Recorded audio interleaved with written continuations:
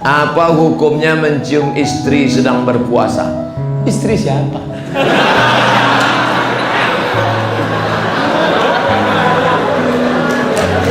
Kalau istri engkau yang kau cium maka tak batal. Dalilnya Nabi mencium Aisyah. Tapi kalau dia ihtiyat, hati-hati, takut dia tak bisa mengendalikan hawa nafsunya seperti Nabi Muhammad SAW, maka dia ihtiyat, dijaganya.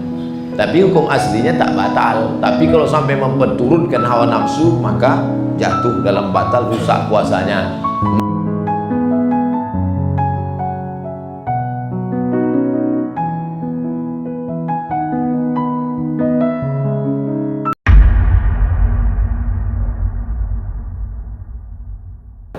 Saya pernah pulang dari Jakarta, pulang khuruj 40 hari. Ini mau nanya apa mau ngasih tahu? Khuruj 40 hari. Naik kapal laut bulan Ramadan kemarin. Oh, sedap ceritanya nih. Rasa-rasa membaca novel tenggelamnya kapal Panderwijk. Ketika malam Jumat pula, saya duduk di atas kapal itu. Oh, ketemu sama orang Swiss. Panjang ceritanya. Alhamdulillah, lebih kurang 30 apa ini? Hah? 30. Tahu pula kan dari aku lagi. Bicara sama orang Swiss itu, berhasillah kami bimbing dia syahadat. Allahu Akbar. Down saya membacanya. Saya menceramahi orang yang udah Islam. Saya menceramahi orang yang sudah dalam masjid. Ini mereka meninggalkan keluarga, meninggalkan harta, meninggalkan ruko, khuruj fisabilillah, menceramahi orang yang tak kenal Allah menjadi kenal Allah hanya dalam waktu 30 menit. Aku sudah 1 jam ceramah. Yang udah beriman tetap aja iman gitu. Malu kepada Allah SWT. Alhamdulillah, dia pun bersyahadat Pak Ustadz, dan kami kasih hadiah siwa. Dengan senang hati langsung dipakainya siwa itu. Tapi ketika turun, saya kehilangan orangnya. Bagaimana tanggung jawab saya kepada Allah telah mensyahadatkan dia? Maka tadi saya disuruh membimbing syahadat perempuan. Lalu saya pesankan kepada pengurus masjid, catat nomor HP-nya, daftarkan dia ke Mu'alaf Center. Mu'alaf Center artinya pusat mu'alaf, bukan mu'alaf yang bawa senter. Persatuan mu'alaf. Nanti kalau ada yang masuk Islam, tolong dibuatkan, daftarkan di Mu'alaf Center. Perhatikan dia sudah ngaji atau belum, sholatnya bagaimana, puasanya bagaimana. Jangan setelah sadar. Tapi ini kau sudah berikan dia hidayah, saudaraku. Ayyahdiallahu bika rajulan wahidan, satu orang dapat hidayah kanamu khairum min umurin na'am, lebih baik daripada kau memiliki seekor unta yang merah. Adapun kelanjutannya, mudah-mudahan sekarang kan mereka orang-orang barat ini canggih, dia tahu internet, duit dia banyak. Mudah-mudahan dia kembali ke Swiss dan dia menggabungkan diri dengan saudara muslimnya di Eropa. Ini yang udah lalu tak bisa kita ulang. Cuma yang akan datang kalau mensyahadatkan, jangan lupa catat nomor HP-nya, alamatnya, supaya bisa kita kirim kabar, kita kasih video ceramah saya ini pula. Adik-adik yang di Fakultas Bahasa Inggris di USU Universitas Sumatera Utara, kalian terjemahkan bahasa ceramah saya ini ke bahasa Inggris supaya masuk Islam pula orang-orang Swiss sana nanti insyaallah. Jangan dia ini aja dapat surga, saya mau juga. Bagaimana Islam dia Pak Ustadz? Dia udah bersyahadat, tinggal dia belajar sholat, belajar puasa, belajar dia bagaimana berzikir, membaca Quran. Jangan lupa, di Eropa itu pengajian-pengajian Islam justru lebih banyak. Di sana ada Islamic Center, ada Islamic Council, macam-macam di sana ada. Jadi jangan cemas, jangan takut. Engkau sudah menyampaikan hidayah kepada saudara kita. Begitulah aslinya dakwah. Inilah yang da'i. Da'i mengajak orang dari jalan setan ke jalan Allah, mengajak orang dari jalan tak tahu hidayah kepada jalan hidayah. Inilah yang da'i, bukan Ustadz Abdul Somad da'i. Ustadz Abdul Somad hanya mau izoh hasanah, menceramahi orang yang sudah dalam masjid, orang yang sudah baik, orang yang sudah dapat hidayah. Nah, Ustadz, bagaimana cara menghadapi suami yang terlalu fanatik dengan pengajian salafi? Sementara saya selalu berselisih paham dengan dia, dan dia selalu melarang saya untuk jangan memfoto atau memvideokan anak saya. Mohon pencerahannya Pak Ustadz. Perbedaan dengan salafi ini ada beberapa poin. Saya banyak kawan saya salafi. Ustadz Maher Tuailibi salafi, Ustadz Omar Mita salafi, Ustadz siapa yang di Malang? Abdullah Hadrami salafi. Cuma salafi ini ada yang garis lunak, ada yang garis keras. Kalau yang lunak baik, tetap hubungan baik. Cuma kalau yang keras, pertama ditengoknya jenggot, kedua kaki celana. Asal tengoknya tak berjenggot, tak kaki celana, neraka jahanam. Saya berapa kali dimasukkan orang itu ke neraka.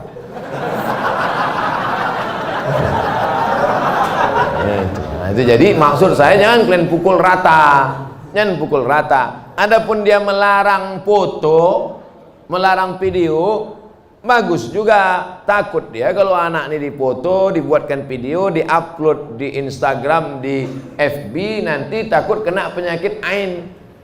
Hati-hati Pak. Jangan cuman foto anak, foto bini pun bisa kena juga. Dilarikan orang bini bapak nanti. Itu hati-hati. Jadi kalau sekedar melarang foto sama video tak apa-apa. Tapi kalau sampai pada perbedaan mazhab, ini tentang masalah salafi. Pak Ustadz, bagaimana hukumnya apabila seseorang terlambat atau tinggal dalam sholat id? La ilaha illallah. Sholat id pun terlambat. Parah kawannya.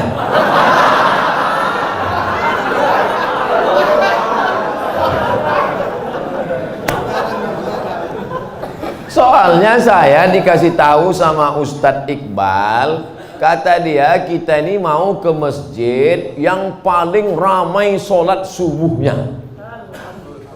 Betul itu? Kenapa ada yang terlambat sholat id? Jadi kalau sampai ke tanah lapang, imamnya sudah takbir yang kelima. Allahu Akbar, Allahu Akbar, Allahu Akbar, Allahu Akbar. Apakah makmum yang masbuk tadi mesti mengulang takbirnya tadi? Tidak, karena takbir itu hukumnya sunnah. Dia ikut aja berapa yang dapat. Bagaimana kalau dia datang imamnya sudah tasyahud akhir?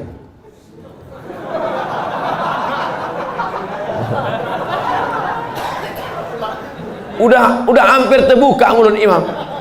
Masuk dia. Kata imam. Masuk dia. Maka dia habis salam itu tegak, dibuatnya takbir 7 dengan 5. Sendiri dia. Sampai dia ke tanah lapang itu orang sudah habis. Macam mana dia mau sholat Pak Ustadz? Dicarinya tanah lapang lain yang belum sholat. Kau dengar-dengar di mana masih ada yang belum sholat. Kau gaslah ke situ. Ternyata seluruh Medan sudah sholat. Maka dalam kitab Al-Um Induk Fikih ditulis oleh Imam Muhammad Idris Asy-Syafi'i meninggal tahun 204 Hijrah. Kata Imam Syafi'i dalam Al-Um, boleh sholat sendirian. Tapi mazhab Hambali tak setuju. Mazhab Syafi'i dalam kitab Al-Um boleh sholat sendirian. Bagi yang musafir, kemarin ada yang WA saya, Ustadz, saya pulang kampung naik pesawat, apakah saya nanti sampainya sekitar jam sekian gak ada sholat id lagi? Sholat sendirian menurut pendapat mazhab Syafi'i. Ustadz, saya baru tahu kalau pasangan hidup saya LGBT.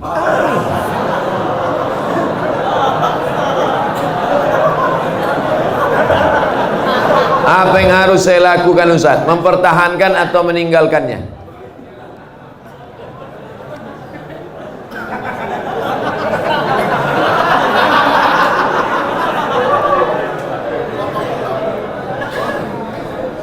Mungkinkah pertemuan itu di luar kuasa Allah Subhanahu wa ta'ala?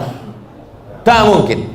Maka harus dibaca, ada hikmah di balik ini. Hikmah pertama, sebenarnya Allah memilih engkau karena Allah sedang menguji engkau merubah si LGBT ini.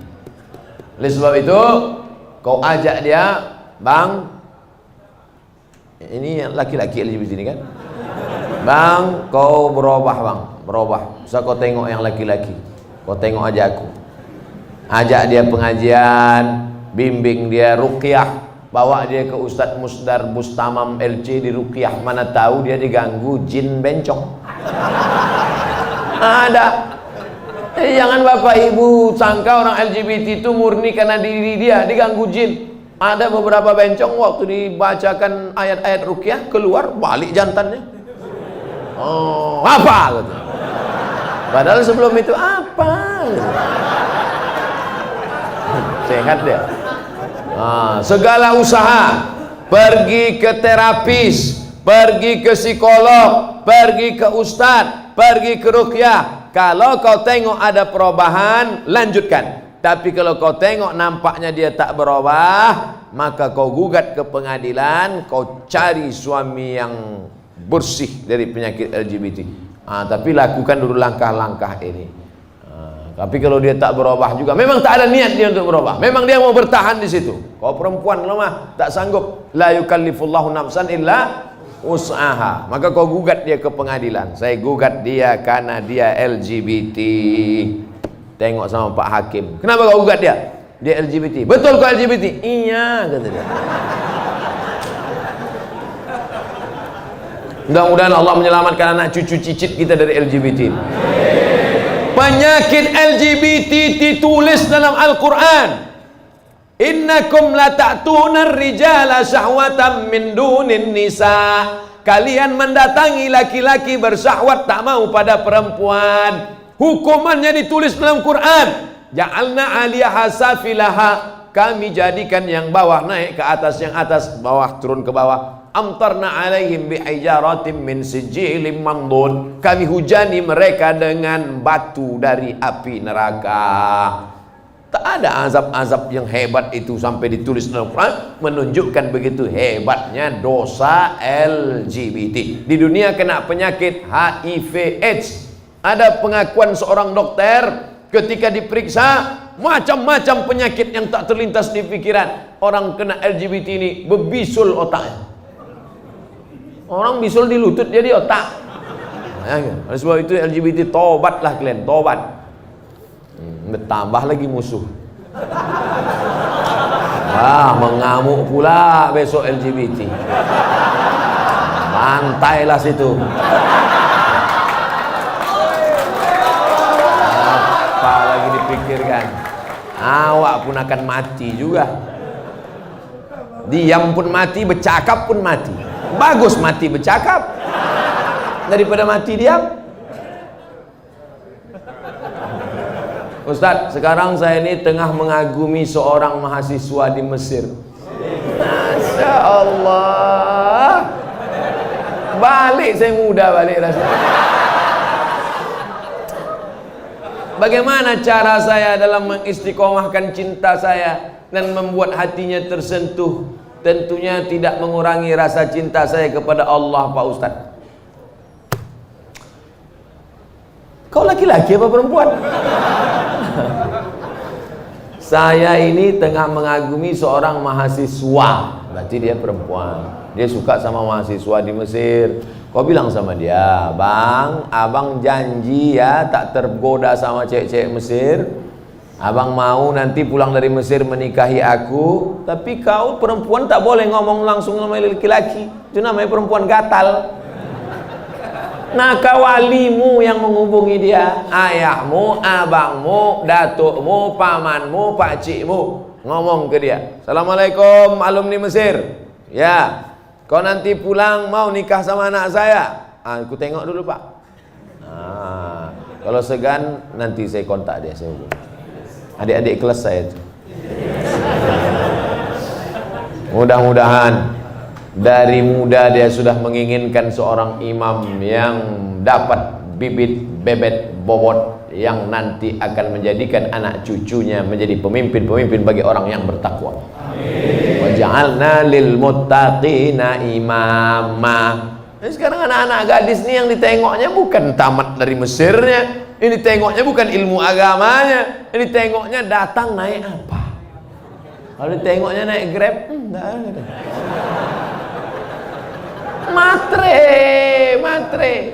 Matre. Nauzubillah. Bersyukur Bapak Ibu anak-anak gadisnya mau memilih imam, qori, alumni Al-Azhar. Ustaz, saya mau tanya, mana yang diutamakan, suami apa istri? Mana yang diutamakan, suami antara istri atau saudaranya? Soalnya suami saya selalu ini ada kewajiban, hai laki-laki, kalian punya 5 kewajiban pada perempuan. Pertama, kasih dia makan. Pagi lontong sayur, siang capcay, malam tahu saya tak bahasa. Pertama, kasih dia makan. Yang kedua, kasih dia pakaian. Karena sekarang banyak laki-laki yang tak mengasihi bininya pakaian. Kalian tengoklah di mall-mall, kain belum berjahit dipakai, celana kuyak dipakai. Yang ketiga, kasih dia tempat tinggal yang layak. Yang keempat, kasih dia pendidikan. Aslinya kalian laki-laki yang mendidik istri kalian, dek, ini namanya idgham, ini namanya qalqalah, ini namanya ikhfa, ini namanya. Aslinya laki-laki yang mendidik istrinya, tapi karena tak sanggup maka diajarkan kepada guru mengaji. Makan, pakaian, tempat tinggal, pendidikan, perhatian. Banyak perempuan sekarang pakai tumit sepatu 15 cm. Itu perempuan yang perlu perhatian, tak diperhatikan dia. Itulah ingin diperhatikan orang. Dipakainya tumit sepatu 15 cm. Dia yang makai, kita yang takut. Nengok dia, jatuh. Kalau sudah kau kasih 5 kewajiban, maka gugurlah kewajiban engkau di hadapan Allah Subhanahu wa taala. Itu standarnya. Lebih dari yang 5 itu berarti engkau sudah adil. Gimana laki-laki? Siap memberikan yang 5 tadi? Dah, soleh-soleh semua itu insyaallah. Selamat malam Ustaz. Assalamualaikumnya ada. Dia pakai selamat malam. Saya tak mau disebut selamat malam. Iya malam selamat, besok pagi. Apalagi udah kena laporkan nih, ngeri-ngeri juga gitu. Iya. Jangan lakukan mancing-mancing. Saya hamba Allah Pak Ustaz. Alhamdulillah. Sekarang banyak orang hamba harta, hamba kuasa, hamba setan, hamba hantu. Bagaimana cara menjaga sholat agar lebih khusyuk dan tak malas Pak Ustaz? Itu nampak api kan? Kalau nanti terlintas di hatimu malas sholat, bakar jari sebentar. Berapa lama kau tahan? Buatlah. Agak-agak gosong sedikit. Hai tangan, tahan kau masuk neraka nanti tangan. Nama kau nanti nama nerakanya neraka sakor. Masalakakum fi sakar. Kenapa kau masuk dalam neraka sakor? Lam naku minal musallin, karena tak sholat. Makanya Muhammad Ali kemana-mana bawa mancis. Muhammad Ali petinju, mana-mana bawa mancis. Padahal dia tak merokok. Ditanya orang, kenapa kau bawa mancis? Asal terlintas di otakku mau buat dosa, aku bakar tangan. Wah, kalau mancis tak mempan, obor wah. Bagaimana sholat ini khusyuk Pak Ustadz? 5. Yang pertama, ketika berwudu khusyuk. Waktu menyuci tangan, bersih dosa dari tangan. Waktu memasukkan air ke mulut, ke hidung, bersihkan dosa-dosa mulut, dosa-dosa lidah, dosa hidung. Waktu air dibasuh ke muka, keluar dosa-dosa biji mata, banyak silap salah. Waktu air menyiram tangan, keluar dosa-dosa dari ujung jari jemari. Khusyuk. Waktu air mengusap kepala, keluar dosa isi kepala yang kotor sampai ke lubang telinga. Waktu air menyiram kaki, keluar dosa-dosa kaki yang dilangkahkan ke tempat maksiat dan dosa. Makanya ketika berwudu itu jangan bercakap. Ini banyak orang sambil wudu bercakap. Itu udah aku bilang sama kau kemarin, panjat pinang itu yang besar-besar kali pinangnya. Modal kita pun tak ada, tapi kau itulah. Pak RT kan udah ngasih, Pak RW kenapa enggak juga? Entahlah, kentutlah sama dia.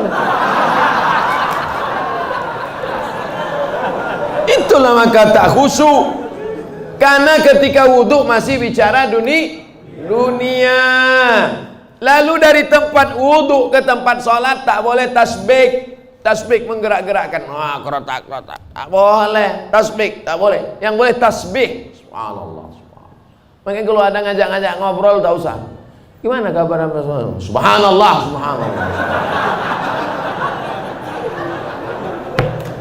Tiga, ada terdengar azan, jawab hayya 'alas shalah.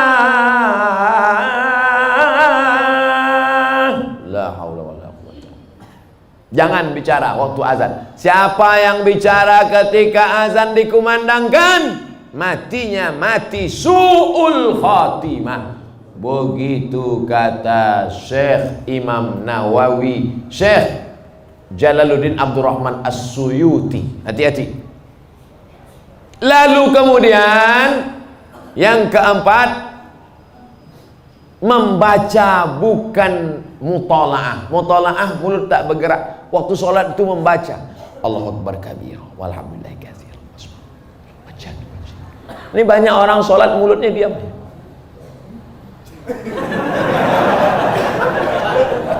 Mulut membaca, karena di situ disebut qiraah. Qiraah artinya membaca. Bismillahirrahmanirrahim. Alhamdulillah. Ar-Rahman. Yang kelima, mengerti apa yang dibaca. Itulah mengapa tadi saya pilih ayatnya ayat-ayat pendek supaya besok kalau sholat zuhur mengerti apa yang dibaca. Wailul likulli humazatin lumazah alladzi jama'a malahu wa 'addada. Kebetulan kawan di sebelah itu asik ngumpul-ngumpul harta. Jamaah malawat. Yahsabu annama lahu akhladah kalla la yumbadanna fil hutamah. Apa hukumnya mencium istri sedang berpuasa? Istri siapa?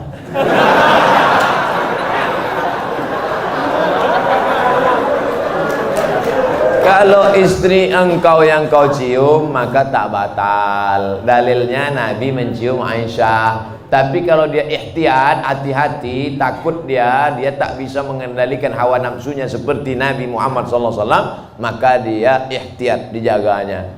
Tapi hukum aslinya tak batal. Tapi kalau sampai memperturutkan hawa nafsu, maka jatuh dalam batal, rusak puasanya. Man lam yada imsakun nafsi, menahan diri, anil mahzurati, dari semua yang terlarang, min tulu'il fajri, dari terbit fajar, ila ghurubi syamsi, sampai tenggelam matahari. Itu definisi puasa. Kalau ada dalil yang menjelaskan tentang tahlilan, la ilaha illallah, la ilaha illallah, la ilaha illallah, itu artinya tahlil. Tasbih subhanallah, tahmid alhamdulillah, takbir Allahu akbar, tahlil la ilaha illallah. Man halala, siapa yang mengucapkan tahlil, summa ahdatsa wabahu ilal mayyit, kemudian tahlil itu dihadiahkannya kepada si mayit, orang mati, yantafi'u bihi, pahalanya sampai dan orang mati itu dapat manfaat. Begitu kata Imam Ibnu Taimiyah dalam kitab Majmu' Fatwa Ibnu Taimiyah. Kenapa Ustadz pilih pendapat Ibnu Taimiyah? Karena yang banyak melarang-melarang nih sekarang anak-anak buahnya Ibnu Taimiyah. Paham? Padahal Imam Ibnu Taimiyah dalam Majmu' Fatawa mengatakan siapa yang mengucapkan tahlil dihadiahkannya pahalanya pada yang meninggal sampai. Kalau dimasakkannya bubur kacang hijau, kenapa Ustadz tiba-tiba ingat bubur kacang hijau? Oke, bubur jagung kalau gitu. Lalu kemudian dihadiahkannya pahalanya untuk almarhum. Sampai apa tak sampai? Sampai. Mana dalilnya? Mana? Kata Sa'ad, ummi matat, makku mati. Afa atasaddaqu anha, kalau aku bersedekah pahalanya sampai tak untuk emakku? Kata Nabi, tasaddaq, sampai. Sedekah enggak? Sedekah. Ayu shadaqatu afdal, apa sedekah yang paling afdal? Kata Nabi, saqyul ma', sedekah yang paling afdal mengasih air minum. Kalau air minum saja sampai, apalagi gulai baung. Artinya sedekah sampai, sedekah sampai, tahlil sampai. Apalagi bacaan Quran. Yasin wal Qur'anil Hakim innaka laminal mursalin. Sampai apa tak sampai bacaan Quran pada orang meninggal dunia? Sampai. Bacaan Quran untuk orang meninggal dunia sampai. Mana dalilnya? Ketika Nabi SAW melewati suatu makam, diambilnya pelepah korma, ditusukkannya ke makam itu.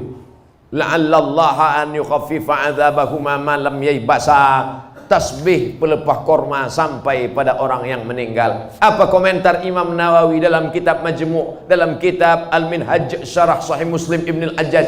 Kalau tasbih pelepah korma saja sampai, apalagi bacaan Quran orang yang beriman.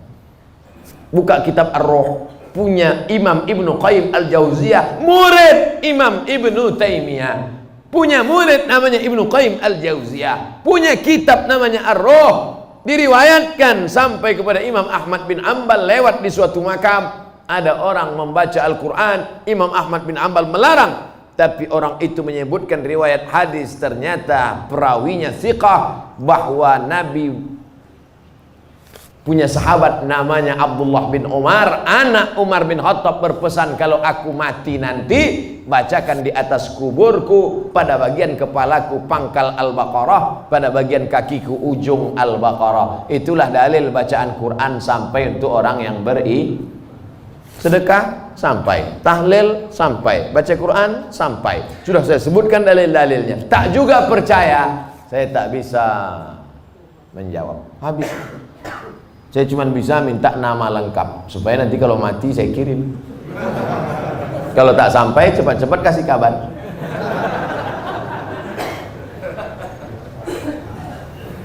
Mengazankan anak baru lahir itu apa dalilnya Pak Ustadz? Nabi mengazankan ke telinga Sayyidina Al-Hasan, anak Fatimah radhiyallahu anha, adzana shalah, bunyinya seperti azan waktu azan salat. Hadisnya disebutkan dalam kitab Sunan At-Tirmidzi. Nama kitab Sunan Tirmidzi, nama lainnya Jami' At-Tirmidzi. Status hadisnya hadisun hasan, hadis paling tinggi sahih, di bawah sahih hasan, tentang mengazankan bayi.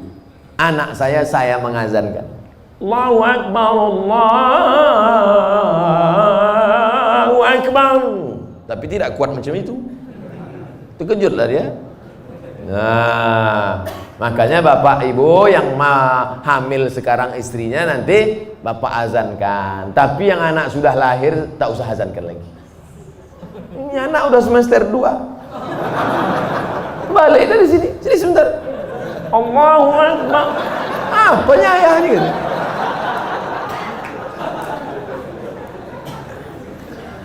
Saya mau tanya mengenai pernikahan uang hantaran. Bagaimana menurut pandangan Ustadz kalau si ibu wanita itu meminta uang hantaran mahar yang cukup tinggi? Ada tiga kemungkinan. Pertama, memang mau bertanya masalah hukum. Yang kedua, mau menyindir mak tua ada di sini. Yang ketiga, mau menawar. Perempuan yang paling baik, aqalluha mahran, yang maharnya paling murah. Wahai ibu-ibu, turunkan harga mahar. Sebetulnya yang menetapkan harga mahar ini wali, ayah. Tapi sekarang banyak ayah yang anggota isti, ikatan suami takut bini. Maka yang berperan sekarang ibu-ibu, matre. Banyak perempuan lebih mau makan di daun daripada makan di pinggan. Oleh sebab itu, turunkan standarnya sedikit. Jangan nanti setelah dihamil barulah Na'udzubillah. Datang dia baik-baik. Idza ja'akum man tardawna dinahu. Kalau datang kepadamu orang yang baik akhlaknya, wa khuluquhu, baik agamanya, fazawijuhu, nikahkan dia. Illa taf'alu, kalau tak kau lakukan, takun fitnatun fil ardi wa fasadun arid, maka terjadi kerusakan yang amat sangat berat. Tolong, jangan sampai anak-anak muda ini besok buat baleho turun ke jalan, turunkan harga mahar, turunkan harga mahar. Kemudian jodoh itu seperti apa Pak Ustadz? Apa orang yang sudah menikah terus meninggal, terus menikah lagi, apakah itu berarti jodohnya juga Pak Ustadz? Karena berjumpa orang berjodoh atau karena jodoh dia berjumpa? Memang jam-jam setengah 11 nih payah nangkap memang. Karena ada jodoh baru berjumpa atau karena berjumpa itu orang berjodoh? Karena ada jodoh lah maka berjumpa. Kalau tak ada jodoh sampai mati tak akan berjumpa. Kok Ustaz tahu? Saya pernah ngalami. Saya Dewan Juri Musabaqah Tilawatil Quran tingkat Provinsi Riau. Kalian pikir Ustaz alang-alang?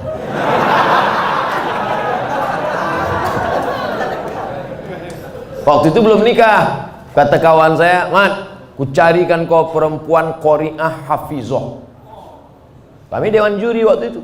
Iyalah, kami pun seminggu kami cari, tak jumpa-jumpa. Setelah saya nikah tahun berikutnya, pas kami sedang makan nasi goreng, berbisik kawan saya, "Mat, yang kita cari tahun lalu tuh di belakang." Tapi kita udah menikah. Maka kalau tak berjodoh takkan berjumpa. Karena ada jodoh itulah maka berjumpa. Oleh sebab itu jangan nanti yang laki-laki ini banyak salah jawab ini. Papa kok bisa nikah sama mama? Entah salah sambung. Jawabannya mesti kau katakan, aku tak pernah mencari makmu, makmu tak pernah mencari aku, Allah mempertemukan kami.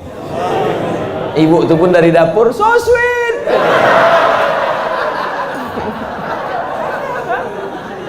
Karena jodoh lah kalian jumpa. Mengapa Tuan Syekh Abdul Rahman digelar dengan Syekh Silau Laut? Syekh Abdul Rahman lahir di Kampung Rau, sekarang masuk Kabupaten Batubara. Lalu kemudian dia merantaulah ke Kedah, karena orang Batubara dulu biasa naik perahu tongkang kapal laut ke Kedah, bolak-balik karena orang itu dekat Kedah. Sampai di Kedah belajarlah dia 7 tahun dan ikut lomba silat, menang, bekerja di kerajaan Kedah. Setelah itu melanjutkan pendidikannya ke Tuan Syekh Wan Mustafa Al-Fatani. Fatani sekarang Thailand Selatan, Patani. 7 tahun di Patani. Setelah itu dibawalah oleh Syekh Wan Mustafa Al-Fatani ke Makkah Al-Mukarramah. Belajarlah dia dengan ulama-ulama di Makkah, diantaranya Syekh Hasbullah. Belajar fikih kepada Syekh Ahmad Khatib Al-Minkabawi. Setelah khatam belajar fikih, belajar tafsir, belajar hadis, belajar tasawuf, baliklah dia ke Rau. Lalu kemudian datanglah kerabat Kesultanan Asahan namanya Tengku Adil. Tengku Adil pun mengasih tanah. Wahai Tuan Syekh Abdul Rahman, ini ada tanah. Nama tanah itu Silau Laut. Maka orang menyebutnya tak lagi sebut namanya, tapi Tuan Syekh Silau Laut. Sama macam siapa tu? Tuan Syekh Besilam. Padahal nama aslinya adalah Tuan Syekh Abdul Wahab. Kampungnya di Rokan Hulu, namanya Rantau Binuang Sakti, tempat lahir Syekh Abdul Wahab Rokan.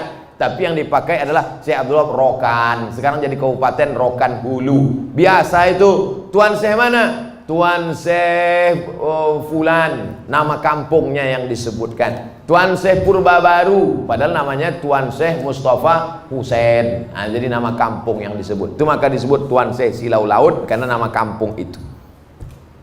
Apa karomahnya Pak Ustaz? Banyak karomahnya disebutkan dalam buku, ditulis oleh cucunya. Namanya Tuan Syekh Dr. Andus Haji Mansur bin Haji Syekh Muhammad Ali bin Syekh Abdul Rahman, cucunya, menulis buku. Ditulis pada masa Gubernur Raja Inal Siregar. Waktu haul dibagikan buku-buku itu. Banyak karomah disebut situ. Apa motivasi orang memasuki tarekat Sattariyah Pak Ustaz? Tarekat itu sampan. Ada sampannya namanya Sattariyah, namanya nakhodanya Abdullah Sattari. Ada nama sampannya Saziliyah, nama nakhodanya Abdul Hasan As-Sazili. ada nama sampannya Naqsabandiyah, nama nakhodanya Bahauddin Naqsabandi. Ada nama sampannya Ahmadiyah, tapi bukan yang aliran Ahmadiyah yang sesat. Tarekat Ahmadiyah, nama nakhodanya Sayyidi Ahmadil Badawi. Itu sampannya, tapi lautannya tetap la ilaha illallah Muhammadur Rasulullah. Jadi yang mau ikut tarekat sama aja macam naik sampan. Lautnya la ilaha illallah, sampannya macam-macam. Ada yang mau sampan naik speedboat, mau cepat. Ada satu yang naik kapal tongkang kayu. Dia mau slow. Kau tak ikut? Enggak, aku mau menikmati laut ini, mau slow aja. Nah, macam-macam. Begitu lebih kurang gambaran tentang tarekat. Tarekat artinya jalan. Jalan mendekatkan diri kepada Allah Subhanahu wa ta'ala. Apa doa anak terhadap orang tuanya itu sampai? Hadis Sahih Muslim. Idza matal insan, kalau orang mati inqata'a, putus amalnya illa min salatin, kecuali 3. Shadaqatin jariyah, amal sedekah, ilmin yuntafa'u bi, ilmu yang bermanfaat. Yang ketiga, waladin salihin yad'ulah, anak yang soleh. Makanya kita selalu minta doa, Rabbi habli minas salihin. Saya ingin sekali mendoakan orang tua saya supaya terbuka pintu hidayahnya, karena kami sangat menyayanginya. Doakan orang tuamu di sujud terakhir saat sholat, sunat, tahajud, witir, duha. Tapi jangan pakai bahasa Indonesia, nanti sholatnya batal. Dalam hati saja, ya Allah, ayahku ini berhentilah pakai sabu-sabu. Kenapa ketawa? Di masjid kami setiap malam Jumat ada pengajian. Kenapa cuma tiap malam Jumat? Tiap malam lah. Malam Senin fikih, malam Selasa hadis, malam Rabu akidah, malam Kamis tasawuf, baca Ihya Ulumuddin, malam Jumat stop wirid Yasin, malam Sabtu pengajian akhlak, malam Ahad tablik akbar. Masjid mesti penuh tiap malam, karena kalau tidak kosong masjid. Akan tetapi waktunya dimulai ketika azan sholat isya hendak berkumandang, sehingga jamaah sholat isya pergi ke masjid lain. Apakah sikap Ustadz itu benar membuka pengajian ketika azan isya berkumandang? Habis sholat isya dulu, habis sholat isya baru buka pengajian. Kenapa mesti pas azan isya itu? Sholat isya dulu, habis sholat isya baru buka pengajian. Saya selalu membuka pengajian maghrib. Kalau pengajian di Pekanbaru maghrib. Supaya apa? Supaya orang sholatnya 2, maghrib berjamaah, isya berjamaah. Karena kalau dibuat isya, banyak jamaah datang lambat. Bahkan diumumkan, jamaah Ustadz udah terduduk setengah jam. Buat pengajian maghrib ke isya. Di Malaysia kami gitu, maghrib, isya, pengajian. Habis isya, tanya jawab. Efektif. Doa berhajat, dia berhajat naik haji dengan menjual tanah. Namun anak-anaknya melarang, malah minta bagian tanah dibagi sebagai warisan jika orang tua meninggal, sehingga orang tua tak jadi mendaftar haji. Bagaimana sikap orang tua dan sikap anak-anaknya ini? Desa kami banyak tanah ladang lebar-lebar Pak Ustaz. Oh, kalau dapat anak tak bertuah ini jadi. Datanglah emak-emak umur 70 tahun menggigil saya habis pengajian subuh.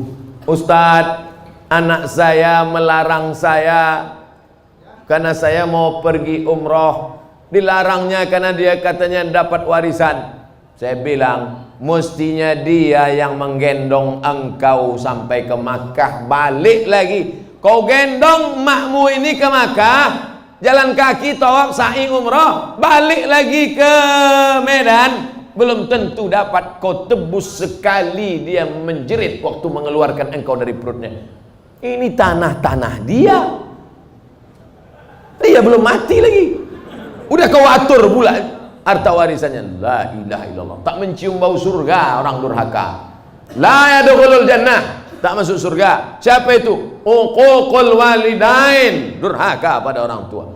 Dia mau pergi haji, biar pergi haji. Mak, aku tak bisa membahagiakan kau, mak. Mestinya aku membayarkan ONH nih, mestinya aku membawa engkau ke Makkah, aku tak bisa.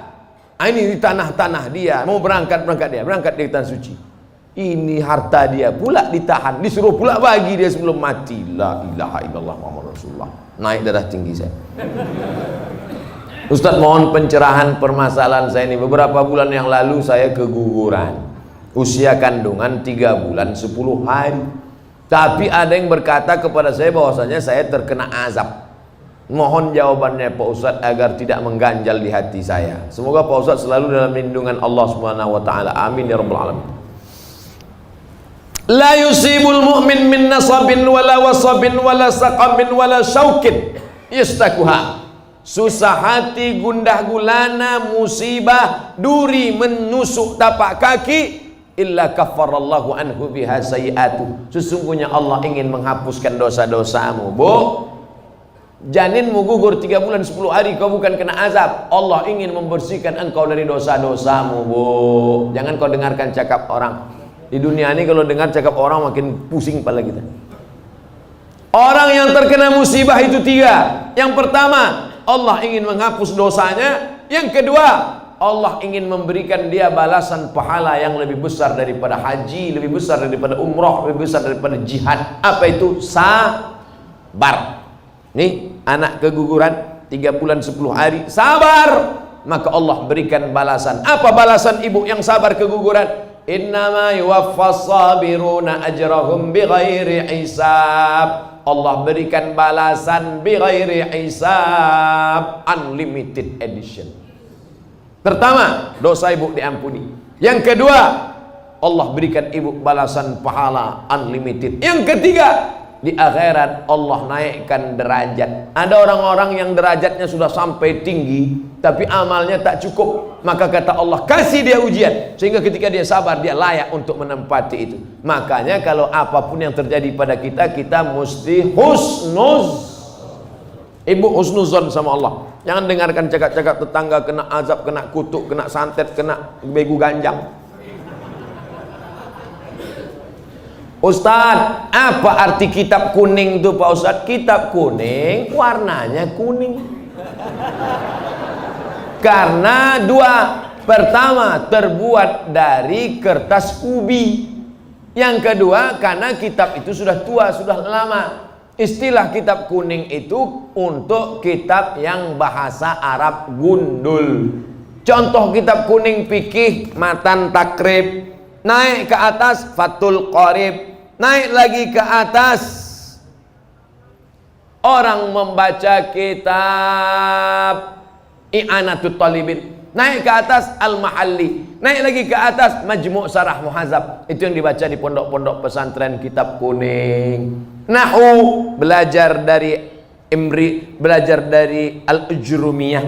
Naik kepada Imriti. Naik kepada Suribu Bait Ibnu Malik, Syarah Ibnu Aqil, Alfiyah Ibnu Malik.